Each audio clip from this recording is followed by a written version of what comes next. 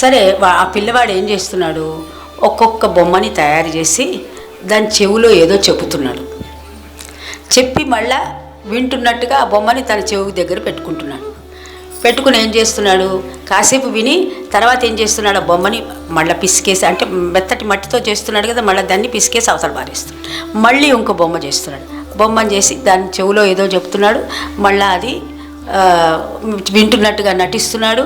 కాసేపు విన్న తర్వాత మళ్ళీ ఆ బొమ్మని అట్లా రాజుగారు కూర్చొని చూస్తున్నాడు. వీడు దగ్గర 7-8 బొమ్మలు అట్లాగే చేస్తున్నాడు. ఫస్ట్ ఏదో చెబుతున్నాడు, తర్వాత వింటున్నట్టు నటిస్తున్నాడు, తర్వాత దాన్ని అంతా పిసికేస్తున్నాడు. ఏమిట్రా వీడు ఇట్లా చేస్తున్నాడని ఈయనకి రాజుగారికి చాలా ఆశ్చర్యం కలిగింది.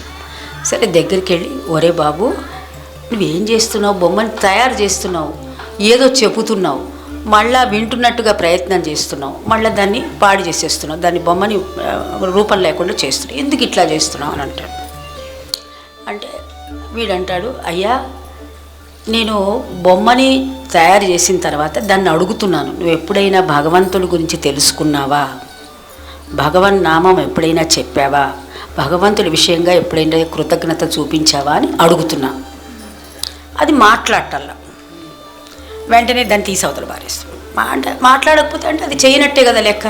అందుకని అటువంటి బొమ్మ అనవసరం అని తీసి అవతల పారేస్తాడు.